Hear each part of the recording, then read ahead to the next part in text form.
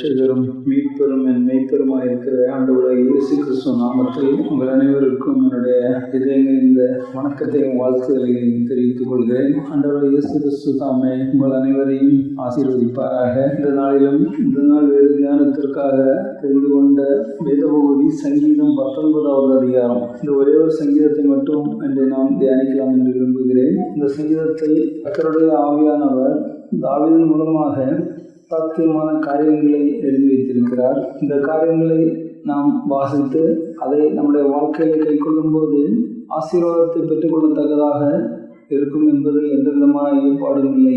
இது நாம் 3 பகுதிகளாக பிரிக்கலாம். தேவனுடைய மகிமையை பற்றி எழுதப்பட்டிருக்கிறது. தேவனுடைய ஒரு சில நடைமுறை காரியங்களை பற்றி எழுதப்பட்டிருக்கிறது. 3வதாக மனிதன் அதற்கு என்ன செய்ய வேண்டும் என்பதை பற்றியும் இந்த சங்கீதத்திலே தெளிவாக சொல்லப்பட்டிருக்கிறதை பார்க்கிறோம். வாசிக்கிறேன், கேளுங்கள். 1வது வசனம், வானங்கள் தேவனுடைய மகிமையை வெளிப்படுத்துகிறது, ஆகாய விரிவு அவருடைய கரங்களின் கிரியையை அறிவிக்கிறது, பகலுக்கு பகல் வார்த்தைகளை பொழிகிறது, இரவுக்கு இரவு அறிவை தெரிவிக்கிறது, அவைகளுக்கு பேச்சும் இல்லை வார்த்தையும் இல்லை, அவைகளின் சத்தம் கேட்கப்படுவதும் இல்லை, ஆகிலும் அவைகளின் சத்தம் பூமியெங்கும், அவைகளின் வசனங்கள் பூச்சக்கரத்து கடைசி வரைக்கும் செல்லுகிறது. அவைகளில் சூரியனுக்கு ஒரு கூடாரத்தை ஸ்தாபித்தார், அது தன் மணவரையில் இருந்து புறப்படுகிற மணவாளனை போல் இருந்து பராக்கிரமசாலியை போல் தன் பாதையில் ஓட மகிழ்ச்சியா இருக்கிறது. அது வானங்களின் ஒரு முனையிலிருந்து புறப்பட்டு அவைகளின் மறுமுனை வரைக்கும் சுற்றியோடுகிறது. அதன் காந்திக்கு மறைவானது ஒன்றுமில்லை. பிரியமானவர்களே, 1வது வசனத்துல வாசிக்கும் போது வானங்கள் தேவனுடைய மகிமையை வெளிப்படுத்துகிறது. இந்த நாளின் அறிவியல் வளர்ச்சியின் காரணமாக வானங்கள் பல அடுக்காக இருக்கிறதை மனிதன் கண்டுபிடித்திருக்கிறான். நாம் பார்க்கிற ஒரே ஒரு வானம் தான், அது நீல நிறத்தில் இருக்கிறது. அந்த வானங்கள் தேவனுடைய மகிமையை வெளிப்படுத்துகிறது. அது மட்டுமல்ல, ஆகாய விரிவு அவருடைய கரங்களின் கிரியை அறிவிக்கிறது. அது இந்த வசனத்திலே பார்க்கிறோம். 2வது வசனத்துல பகலுக்கு பகல் வார்த்தைகளை பொழிகிறது, இரவுக்கு இரவு அறிவை தெரிவிக்கிறது. இப்ப நாம நம்முடைய நண்பர்களோடும் நம்முடைய உறவினர்களோடும் பொதுவாக எப்போது பேசுவோம்? இல்லை, நம்முடைய பிள்ளைகள் பள்ளியில் கற்க செல்லும் போதும் அலுவலகத்தில் வேலை பார்க்கும் போதும் நாம் வார்த்தைகளை பேசிக்கொண்டிருக்கிறோம். பொதுவாக பகல் வேலைகளில் தான் நம்முடைய பேச்சுக்கள் இருக்கும். இரவு வரும்போது நம்முடைய பேச்சுக்களை குறைத்து நாம் நித்திரையாக இருப்போம். ஆனால் இந்த வசனம் பாருங்க, எவ்வளவு அருமையா இருக்கு. பகலுக்கு பகல் வார்த்தைகளை பொழிகிறது. எப்படி என்றால், பகல்ல சூரியன் உதித்த போது நாம் தேவன் படைத்த உலகை நம்முடைய கண்கள் பார்க்கும்போது அவருடைய படைப்பின் ரகசியம் எவ்வளவு அற்புதமானது என்பது நமக்கு தெரிகிறது. ஆனால் இரவுக்கு இரவு அறிவை தெரிவிக்கிறதா? மேகத்திலே காரிருளிலே மின்னி திரிகின்ற அந்த விண்மீன்கள் கூட்டம், அதன் மத்தியிலே உலாவுகின்ற அந்த நிலாவினுடைய இவைகள் நம்ம பார்ப்பதற்கு மிகவும் அழகாக இருக்கு. இது மனிதனுடைய படைப்பு அல்ல. வெளிச்சம் வரும்போது இவை மறைந்திருக்கிறது, ஆனால் இரவு வரும்போது அது தன்னை வெளிப்படுத்துகிறது. இது போலதான் இந்த உலகத்துல நாம தேவனுடைய அறிவுல நாம் தேர்ந்தவர்களா இருந்தால் நம்முடைய அறிவு அமர்ந்திருக்கும். தேவன் உலக அறிவிலே தேர்ந்தவர்களா இருந்தால் நம்முடைய நாவு புலம்பிக் கொண்டே இருக்கும். நாம் இப்படி இருக்கிறோம். அவருடைய அறிவை தெரிவிக்கிற, அவருடைய ரகசியங்களை கேட்டு மக்களுக்கு அறிவிக்கிற தேவனுடைய பிள்ளைகளாக நாம் இருக்கிறோமா? ஏனென்றால் கீழே 3வது சொல்லப்பட்டிருக்கிறது, அவர்களுக்கு பேச்சும் இல்லை வார்த்தையும் இல்லை, அவர்களின் சத்தம் கேட்கப்படுவதும் இல்லை, ஆகிலும் அவர்களின் சத்தம் பூமியெங்கும் அவைகளின் வானங்களின் பூச்சக்கரத்து கடைசி வரைக்கும் செல்கிறது. அப்போ ஆண்டோட சிருஷ்டிக்கு பேச்சு இல்லை, அதற்காக ஒரு வார்த்தை இல்லை. தாவரங்கள் பேசுமா? மலைகள் பேசுமா? காடுகள் பேசுமா? ஆறுகள் பேசுமா? கடல்கள் பேசுமா? எந்த வார்த்தைகளை அவர்கள் பேசுகின்றன? அப்படி அவர்களுக்கு பேச்சில்லை என்றாலும் 4வது வசனத்துல பாருங்க, காடுகளுடைய சத்தம், குருவிகளுடைய சத்தம், கடல் அலையின் சத்தம், இன்னும் ஆண்டோட சிருஷ்டியிலே பலவிதமான சப்தங்கள் இந்த வானத்து பூச்சக்கரத்து கடைசி வரைக்கும் செல்கிறது. எங்கு போனாலும் தேவனுடைய சிருஷ்டிகளுடைய சப்தத்தை கூர்ந்து கவனித்து கேட்பவர்களுக்கு அந்த சப்தம் புரியும். பகல் வேளையில தான் அவைகளை நம்ம பார்க்கலாம், இரவு வேளையில அந்த சப்தத்தை நாம கேட்கலாம். ஏன் பகல் வேளையில பார்க்கணும்? ஆண்டவருடைய பெரிய சிருஷ்டிப்பு. அவைகள் சூரியனுக்கு ஒரு கூடாரத்தை ஸ்தாபித்தார். சூரியனை உருவாக்கி அதை ஒரு இடத்துல வைத்தார். அது தன் மணவரையிலிருந்து புறப்படுகிற மணவாளனை போல் இருக்கிறது. அது எப்படி இருக்கு? அந்த சூரியன் மணவரையிலிருந்து புறப்படுகிற மணவாளனை போல் இருந்தாலும் பராக்கிரமசாலியை போல கிழக்கிலிருந்து மேற்கே தன்னுடைய பாதையில ஓடாது மகிழ்ச்சியா இருக்கிறது. அது வானங்களில் ஒரு முனையிலிருந்து புறப்பட்டு அவர்களின் மறுமுனை வரை சுற்றி ஓடுகிறது. ஆண்டவருடைய சிருஷ்டியை நம்முடைய கண்களால் பார்க்கிறோமே என்றால் அதற்கு முக்கியமான காரணம் ஒரு சூரியன். அந்த சூரியனுடைய அந்த பிரகாசம் அதற்கு மறைவாக ஒன்றுமே இல்லையா. அதாவது பூமிக்கு வெளிப்புறத்தில் இருக்கிற எல்லாவற்றையும் அதனுடைய பிரகாசம் என்ன செய்யும்? மறைத்து வைக்காது, தெளிவாக கட்டி கொடுக்கும். ஆனா சூரியனுக்கு கூட ஆண்டவர் நினைச்சிருக்கிறார், ஒரு பாதையை கொடுத்திருக்கிறார். அந்த பாதையில சூரியன் மகிழ்ச்சியாக ஓடுகிறது என்று இந்த சங்கீதக்காரன் இங்கே சொல்கிறார். இதை கேட்டுக்கொண்டிருப்பேன் அருமையானவர்களே. நம்முடைய வாழ்க்கையில கூட ஆண்டவர் நமக்கு ஒரு பாதையை நியமித்திருக்கிறார். அந்த பாதை என்ன என்று உங்களுக்கு தெரியுமா? அந்த பாதையில நீங்கள் ஓடிக்கொண்டிருக்கின்றீர்களா? அந்த பாதை உலகத்தை போல தார் போட்ட பாதையாகவோ அல்லது மண்ணான பாதையாகவோ அல்லது சிமெண்டாலே போட்ட பாதையோ அல்லது ஒருவழி பாதையோ அல்ல. அது ஆண்டவர் உங்கள் மேல் வைத்திருக்கின்ற ஒரு திட்டம். தேவனுடைய திட்டம் உங்கள் வாழ்க்கையிலே செயல்படுத்த அவர் அமைத்த அந்த பாதை. அந்த பாதையை தெரிந்து கொண்டவர்கள் ஆண்டவருக்கு வளர்ந்து கனி கொடுக்கிற ஜீவியம் செய்து கொண்டிருக்கின்றார்கள். அவர் அமைத்த அந்த பாதையில ஓடிய அந்த சூரியன் இந்த உலகத்திற்கு பிரகாசத்தை கொடுக்கிறது. அதே போல ஆண்டவர் நியமித்த பாதையை அறிந்து கொண்டிருக்கிற ஒவ்வொரு ஆத்துமாவும் தங்களுடைய வாழ்க்கையில ஆண்டவருடைய மகிமையும் ஆண்டவருடைய மேன்மையும் ஆண்டவருடைய ரட்சிப்பின் ரகசியத்தையும் மக்களுக்கு சொல்லி அநேக ஆத்துமாக்களை ஆதாயப்படுத்துகிறவர்களாக இருக்கிறார்கள். சூரியனுடைய பிரகாசத்திற்கு, சூரிய காந்திக்கு மறைவானது ஒன்றுமில்லை. பொதுவாக வெளிச்சத்திற்கு மத்தியில எந்த பாவமான காரியங்களும் அதிகமாக நடைபெறுவதில்லை. வெளிச்சம் அகன்று விட்டால் நல்ல காரியங்கள் நடைபெறுவதும் மிகவும் குறையும். ஆகவே நாம் வெளிச்சத்தின் பிள்ளைகளாக இருக்க வேண்டும் என்று தேவன் விரும்புகிறார். தேவனுடைய வசனம் உங்களுடைய இருதயத்திலே எழுதப்பட்டிருக்குமே ஆனால் தேவனுடைய பிரகாசம் உங்களுடைய உள்ளத்திலே வெளிச்சத்தை கொடுக்கும். இது தேவனுடைய அந்த சிருஷ்டிப்பை பற்றி இந்த முதல் 6 வசனங்களை பார்க்கிறோம். அடுத்ததாக பார்க்கும்போது கர்த்தருடைய வேதத்தை பற்றி சொல்லப்பட்டிருக்கிறது, கர்த்தருடைய சாட்சியை சொல்லப்பட்டிருக்கிறது, கர்த்தருடைய நியாயங்களை பற்றி சொல்லப்பட்டிருக்கிறது. அவருடைய கற்பனை எப்படி இருக்கும், அவருக்கு பயப்படுகிற பயம் எப்படி இருக்கும், அவருடைய நியாயங்கள் எப்படி இருக்குன்னு ஒரு 6 காரியங்களை இங்கே சொல்லப்பட்டிருக்கிறது. கர்த்தருடைய வேதம் குறைவற்றதும் ஆத்துமாவை உயிர்ப்பிக்கிறதுமா இருக்கிறது. உங்கள் ஆத்துமா உயிர்ப்பிக்க வேண்டும் என்றால் நீங்கள் அங்கே இங்கே ஓடி அலைய வேண்டிய அவசியம் இல்லை. அவருடைய வேதத்தை எடுத்து நீங்கள் படித்தாலே போதும், அவர் உங்களோடு பேசுவார். ஏனென்றால் வேதம் குறைவற்றது. அந்த வேதத்துக்கு மட்டுமே உங்கள் ஆத்மாவை உயிர்ப்பிக்கிற சக்தி இருக்கிறது. முதிர்ந்த ஒரு விதை பூமியிலே மறையுமேயானால் அது குறிப்பிட்ட காலத்தில் முளைத்தெழும்பி புதிய செடியை மரமாக வளரும். அதே போல இந்த உலகத்துல பாவத்திலே பிறந்து பாவத்திலே வாழ்ந்து பாவத்திலே வளர்ந்து கொண்டிருக்கிற நம்முடைய குற்றங்களையும் குறைவுகளையும் மாற்றி நம்முடைய ஆத்மாவை உயிர்ப்பிக்க தேவனுடைய வேதம் போதுமானதாக இருக்கிறது. தினமும் வேதம் வாசிக்கின்றீர்களா பிரியமானவர்களே? கர்த்தருடைய சாட்சி சத்தியமும் பேதையை ஞானியாக்குகிறதுமா இருக்கிறது. கர்த்தருடைய வேதத்தை வாசித்து உயிர்ப்பித்த ஆத்மாவே அவருடைய சாட்சியை நீங்கள் கை கொண்டிருக்கின்றீர்களா? கர்த்தருடைய சாட்சி சத்தியமும் பேதையை ஞானியாக்குகிறதுமா இருக்கிறது. உங்களுடைய சாட்சி இந்த உலகத்திலே வாழ்ந்து கொண்டிருக்கின்ற பேதைகளை தேவனுடைய வசனத்தை உங்களுடைய வாழ்க்கையாக வெளிப்படுத்தும் போது அவர்களும் தங்களுடைய பாவத்தை உணர்ந்து தேவனிடத்தில் சமர்ப்பித்து அவர்களும் பரிசுத்தமாக மாற்ற முடியும். பிரியமானவர்களே, உங்களுடைய சாட்சி சத்தியமாக இருக்கிறதா? பேதையை ஞானியாக்குகிறதுமா இருக்கிறதா? யோசித்து பாருங்கள். கர்த்தருடைய நியாயங்கள் செம்மையும் இருதயத்தை சந்தோஷிப்பிக்கிறதுமா இருக்கிறது. நம்முடைய வழிகளில் எத்தனை பேர் போலீஸ்ல புகார் அளித்திருக்கிறோம், எத்தனை பேர் நீதிமன்றங்கள்ல நிறையா அழிந்து கொண்டிருக்கின்றோம். காவல் நிலையத்துக்கும் நீதிமன்றத்திற்கும் நீங்கள் செல்வீர்களே ஆனால் நீங்கள் கர்த்தருடைய நியாயத்தை கை கொள்ளவில்லை என்றுதானே அர்த்தம். நீங்கள் உண்மையாகவே ஆண்டவருடைய நியாயத்தை கை கொண்டால் உங்களுடைய வாழ்க்கை செம்மையாகும். அந்த அந்த காரியங்கள் உங்களுடைய இருதயத்தை சந்தோஷிப்பிக்கும். அப்படி சந்தோஷமாக இருக்கும்போது நீங்கள் உங்களுடைய அயலாருக்கு, உங்களுடைய உறவினர்களுக்கு நீங்கள் எந்த பிராதுக்கும் இடமளிக்க மாட்டீர்கள். ஆகவே கர்த்தருடைய நியாயங்களை கை கொண்டு சந்தோஷமாக இருங்கள். பிரச்சனைகளை பிரச்சனைகளாக பார்க்காதீர்கள். பிரச்சனைகளை திருவசனத்தில் சமர்ப்பித்து அந்த பிரச்சனையிலிருந்து தேவனுடைய உதவியை நாடி விடுபட்டு வாருங்கள். நீதிமன்றங்களும் காவல் நிலையங்களும் உலகத்தில் உள்ள மக்களுக்கு அது நியாயத்தை கொடுக்கலாம். ஆனால் தேவனுடைய பிள்ளைகளாகிய நாம் அந்த செல்வதை தவிர்ப்பது நல்லது. ஏனென்றால் நம்முடைய தேவன் மகா பெரிய நியாயவிதியாக இருக்கிறார். கர்த்தருடைய கற்பனை தூய்மையும் கண்களை தெளிவாக்குகிறதுமா இருக்கிறது. வெளிச்சம் வரும்போது கண்ணை திறந்தா இந்த உலகத்தில் உள்ள காட்சிகளை நம்ம பார்க்கலாம்.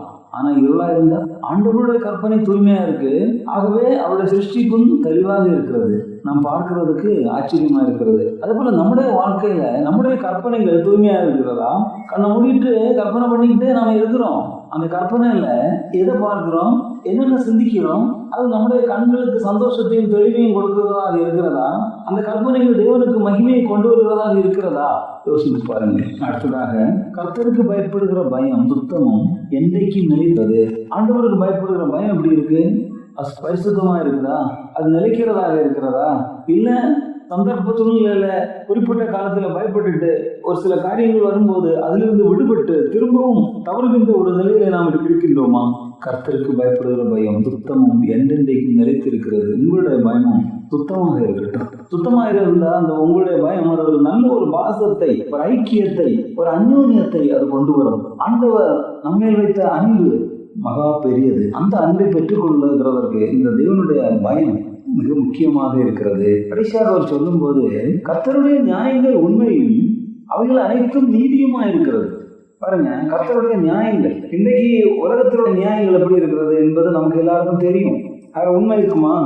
ஒரு 90% இருக்காது. ஒருவேளை ஒரு 10% இருக்கலாம். ஆனா ஆண்டவருடைய சமூகத்தில் உள்ள நியாயங்கள் உண்மையா இருக்கும், அது நீதியாகவும் இருக்கும். ஆண்டவர் கொடுக்கிற தீர்ப்பு அது நீதியான தீர்ப்பு. ஏனென்றால் தேவன் நீதி உள்ள நியாயாதிபதியாக இருக்கிறார். அது மட்டுமல்ல, அதை பாருங்க, அவைகள் பொன்னிலும் மிகுந்த பசும்பொன்னிலும் விரும்பப்படத்தக்கதும் தேனிலும் தேன்கூட்டிலிருந்து ஒழுகும் தெளிதேனிலும் மதுரம் உள்ளதுமா இருக்கிறது. இப்போ ஆண்டவருடைய நீதி எப்படி இருக்கு? பொன்னிலும் சுத்த பசும்பொன்னிலும் விரும்பப்படத்தக்கது. நம்ம சாதாரணமா பொண்ணு வாங்கினா கூட அதுல என்ன இருக்கும்? அது கொஞ்சம் கசடு இருக்கும். அப்பதான் அதுக்கு பலம். அதுபோல நம்முடைய வாழ்க்கையில கூட இந்த உலகத்துல பலப்படுறவனா இருக்கணும்னு சொன்னா ஒரு சில பாவங்கள் தேவை. பாவம் இல்லாதவர்கள் உலகத்திலே பலவானா இருக்க முடியாது. சுத்த பொண்ணு இந்த பூமியில கிடையாது. அசுத்தங்கள் நிறைந்த பொண்ணு தான் இந்த பூமியில இருக்கு. அதே போல இந்த உலகத்துல வாழும்போது அசுத்தமான காரியங்களை, கலப்பான காரியங்களை செய்கின்ற மக்கள் தான் பிரகாசிப்பார்கள். ஆனால் ஒரு குறிப்பிட்ட காலங்கள் விரும்பப்பட்டாலும் அவர்கள் விரும்பப்பட மாட்டார்கள். பாருங்க, கர்த்தருடைய நியாயங்கள் பொன்னிலும் மிகுந்த பசும் பொன்னிலும் விரும்பப்படத்தக்கதும் தேனிலும் தேன்கூட்டில் இருந்து ஒழுகும் தெளிதேனிலும். அப்போ தேனை விட தேன்கூட்டில் இருந்து ஒழுகிற அந்த தெளிவான ஒரு தேன் அது மிகுந்த மதுரமாக இருக்கு. தேன்கூட்டில் இருக்கிற தேன்ல என்ன இருக்கும்? அதுல ஒரு சில கசடுகள் இருக்கும். ஆனா அதிலிருந்து ஒழுகுகிற அந்த தெளிதல்ல கசடே இருக்காது. ஆகவே அது மிகவும் மதுரம் உள்ளதாக இருக்கும். அதே போலதான் தேவனுடைய நியாயங்கள் இருக்கிறதா என்று சங்கீதக்காரன் சொல்கிறான். அப்ப தேவனுடைய கிரியைகளை பார்த்தோம். கர்த்தருடைய வேதம் எப்படி இருக்கு? கர்த்தருடைய சாட்சி எப்படி இருக்கு? கர்த்தருடைய நியாயங்கள் எப்படி இருக்கு? கர்த்தருடைய கற்பனை எப்படி இருக்கு? கர்த்தருடைய பயப்படுகிற பயம் எப்படி இருக்கணும்? கர்த்தருடைய நியாயங்கள் எப்படி இருக்கிறது என்பதை பார்த்த நாம் அதை சொல்லி வந்த சங்கீதக்காரன் சொல்றான் தெரியுமா? 11ஆம் வசனத்துல, அண்டியும் அவைகளால் உமது அடியை எச்சரிக்கப்படுகிறேன். ஆண்டவரே, இவைகளிலிருந்து நான் என்ன செய்யறேன்? எச்சரிக்கப்படுகிறேன். அவைகளை கை கொள்வர்களுக்கு மிகுந்த பலன் உண்டு. இந்த சங்கீதத்துல சொன்ன காரியங்களை நீங்க கை கொண்டீர்கள் என்றால் உங்களுக்கு மிகுந்த பலன் உண்டு. அதை சொல்லிட்டு கீழே சொல்றான் பாருங்க, தன் பிள்ளைகளை உணர்கிறவன் யார்? மறைவான குற்றங்களுக்கு என்னை நீங்களாகி துணிகரமான பாவங்களுக்கு உமது அடியை விலக்கிக்காரும். அவைகள் ஆண்டு உள்ள ஒட்டாதிரும். இப்பொழுது நான் உத்தமனாகி பெரும் பாதகத்துக்கு நீங்களா இருப்பேன். அப்ப நான் உத்தமனாகணும்னு சொன்னா, நான் பெரும் பாதகத்துக்கு நீங்களாக இருக்கணும்னு சொன்னா என்ன செய்யணுமா? உங்களுடைய பிள்ளைகளை நீங்க உணர்கணும். மறைவான குற்றங்கள் உங்களிடத்தில் இருக்கக்கூடாது. துணிகரமான பாவங்கள் உங்களுக்கு இருக்கக்கூடாது. பாவங்கள் உங்களை அடிமைப்படுத்தி வைத்திருக்கவும் கூடாது.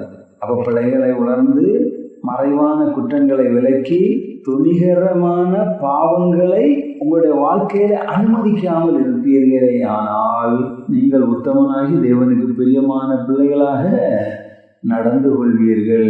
அவர்களுக்கு தான் அந்த மேல் சொன்ன அந்த காரியங்கள் மூலமாக மிகுந்த பலன் கிடைக்கும். பிரியமானவர்களே, நம்முடைய வாழ்க்கையில நாம் எப்படி இருக்கிறோம்? சங்கீதக்காரன் எவ்வளவு அழகா எல்லாவற்றையும் தெளிவாக சொல்லி இருக்கிறார். இதை நாம் எத்தனையோ முறை இதை வாசித்து இருக்கின்றோம், எத்தனையோ முறை இதை நாம் தியானித்து இருக்கலாம்.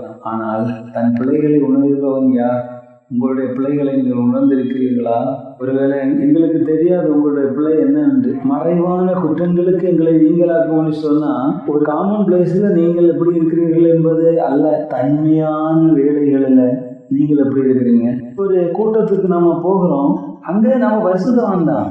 ஆனா தனிமையான சூழ்நிலைகளில் தனியாக இருக்கும்போது உங்களுடைய வாழ்க்கை எப்படிப்பட்டதாக இருக்கிறது? சங்கீதக்காரன் ஒரு நாள் தனிமையா இருந்தான், மொட்டை மாடியில உலாவினா பாவத்துல விழுந்தான். அந்த சங்கீதக்காரன் தன்னுடைய பிள்ளையை உணர்ந்துதான் சொல்கிறான், மறைவான குற்றங்களுக்கு என்னை நீங்களாக்கிவிடும். நீங்கள் சொல்கிறது எனக்கு புரிகிறது, இது கேட்பதற்கு சரியாகத்தான் இருக்கு. ஆனா இதை நாம எப்படி அபியாசப்படுத்த முடியும்? நீங்க சொல்கிற கேள்வி நல்லதுதான், அது நான் என்னோட வாழ்க்கையில எப்படி கடைபிடிக்கிறது? அப்படின்னா அந்த உலகத்திலே நான் வாழ முடியாது என்று சொல்கின்றீர்களா? பிரியமானவர்களே, நீங்கள் யாருடைய பிள்ளைகள்? இந்த உலகத்தை சிருஷ்டித்து காத்து வருகிற கர்த்தருடைய பிள்ளைகள். உங்களுடைய போக்கையும் வரத்தையும் காக்கிறவர் அவர் அல்லவா? பூமியின் மேலுள்ள எல்லாவற்றையும் தெளிவாக காண்பிக்கின்ற சூரியனுடைய காந்தி இருக்கும்போது உலகத்தில் மேல் பகுதியில் உள்ளவைகள் மட்டுமே மக்களுடைய கண்களுக்கு தெரியும். ஆனால் அதன் கீழ்ப்பகுதியில் இருக்கிறது அவருடைய கண்களுக்கு தெரியாது. 2 விதமான எடுத்துக்காட்டை நான் சொல்ல விரும்புகிறேன். ஒன்று சிசிடிவி கேமரா. சிசிடிவி கேமராவில் ஒரு வீட்டிலேயோ இல்லை தெருவிலேயோ அதை செட் பண்ணி நீங்கள் கரெக்டாக வைத்திருப்பீர்களே, ஆனால் இருளிலும் தெளிவான படத்தை அது கொடுக்கும், பகலிலும் தெளிவான படத்தை கொடுக்கும். பகலில் நம்ம கண் காணும், இருளில் நம்ம கண் பார்வை இல்லை. ஆனால் சிசிடிவி கேமராவுக்கு எப்படி அந்த பார்வை கிடைத்தது? இன்னொன்று, நம் காரில் ஒட்டப்பட்டிருக்கிற கருப்பு ஸ்டிக்கர் உள்ளிருந்து பார்த்தால் வெளியே தெரியும், ஆனால் வெளியிருந்து பார்த்தா உள்ள தெரியாது. அப்போ நம்முடைய ஞானத்துல ஒரு சில கண்டுபிடிப்புகளை நாம் பார்க்கும்போது அண்டா சரத்தையும் சிருஷ்டித்து காத்து வருகிற தேவனுடைய அந்த அனாதி ஞானம் எவ்வளவு பெரியது. சூரிய வெளிச்சத்துல உலகத்தில் உள்ள பார்க்கிற நாம் நம்முடைய மறைவான பாவங்களை பார்க்கிற அந்த ஞானம் நம்மை படைத்த அந்த தேவனுக்கு மாத்திரமே இருக்கிறது. ஆகவே தான் சங்கீதக்காரன் சொல்கிறான், மறைவான குற்றங்களுக்கு என்ன நீங்களாக்கும். பிரியமானவர்களே, உங்களிடத்தில் மறைவான குற்றங்கள் இருக்கிறதா? பிறருக்கு தெரியாது, உங்களுக்கு தெரியாமலும் இருக்காமல் இருக்க முடியாது. உங்களுக்கு கட்டாயம் தெரியும், ஆண்டவர் உங்களோடு தான் பேசுறாரு. உங்களுடைய பிள்ளைகளை உணர்ந்து கொள்ளுங்கள். நீங்க என்னென்ன மறைவான குற்றங்கள் செய்திருக்கிறீர்கள் என்பதை திரும்ப கொண்டு வாருங்கள். அந்த பாவங்களை ஆண்டவருடைய பாதத்தில் வைத்துக் கொள்ளுங்கள். ஆண்டவர் உங்களை ஆசீர்வதிப்பார். தன் பிள்ளைகளை உணர்கிறவன் யார்? மறைவான குற்றங்களுக்கு என்னை நீங்களா? துணிகரமாக செய்கின்ற அந்த பாவங்களை விலக்கிக்காரும் என்று சங்கீதக்காரன் சொல்கிறான். துணிகரமான பாவம் என்னை ஆண்டுகொள்ள ஒட்டாதலும் என்று அவன் கெஞ்சுகிறான். நீங்கள் உங்களுடைய பிள்ளைகளை உணர்ந்து உங்கள் மறைவான குற்றங்களை தேவனுடைய பாதத்திலே சமர்ப்பித்து அவரிடத்தில் ஒரு ரெக்வெஸ்ட் வைத்தார். ஆண்டவர் உங்கள் மறைவான பாவங்களை உங்களை விட்டு விலக்குவார். அப்போது நீங்கள் உத்தரவுனாகி உங்களுக்கு வரவிருந்த பெரும் பாதகத்துக்கு நீங்கள் ஆகுவீர்கள் என்று தேவன் சொல்கிறார். ஆகவே உள்ளத்தை தூய்மைப்படுத்திக் கொள்ளுங்கள், உண்மையாய் வாழ கற்றுக்கொள்ளுங்கள். கடைசியில் பார்க்கும்போது, என் கண்மொழியும் என் மீட்பெருமாயிருக்கிற கர்த்தாவே, என் வாயின் வார்த்தைகளும் என் இருதயத்தின் தியானமும் உமது சமூகத்தில் பிரீதியா இருப்பதாக. சங்கீதக்காரன் எப்படி தன்னுடைய பிள்ளைகள் எப்படி அதிலிருந்து விடுபடணும், எப்படி எச்சரிக்கப்பட வேண்டும் சொல்கிறத பார்த்தோம். கடைசியில் அவன் தன்னைத்தானே ஒப்பு கொடுக்கிறான். நான் பேசுகிற வார்த்தை, என்னுடைய இருதயத்தில் நான் தியானிக்கிற தியானம், இது ரெண்டும் உம்முடைய சமூகத்துல ஒரு அங்கீகரிக்கக்கூடியதாக இருக்கணும். ஆகவே என்னுடைய வார்த்தையில உண்மை ஒட்டும் இருக்கணும், என்னுடைய இருதயம் பரிசுத்தமாக இருக்கணும்ட்டு அவன் விரும்புகிறதுனால இந்த வார்த்தைகளை அவனால் சொல்ல முடிந்தது. இந்த வார்த்தைகளை உங்களால் சொல்ல முடியுமா? எனக்கு அருமையானவர்களே, உங்களுடைய இருதயத்தின் தியானம் தேவனுடைய சமூகத்தில் அது பிரீதியாக இருக்கிறதா, அது விரும்பப்படத்தக்கதாக இருக்கிறதா என்பதை சற்று சிந்தித்து பாருங்கள். 19 சங்கீதம் திரும்ப திரும்ப வாசித்து பாருங்கள்.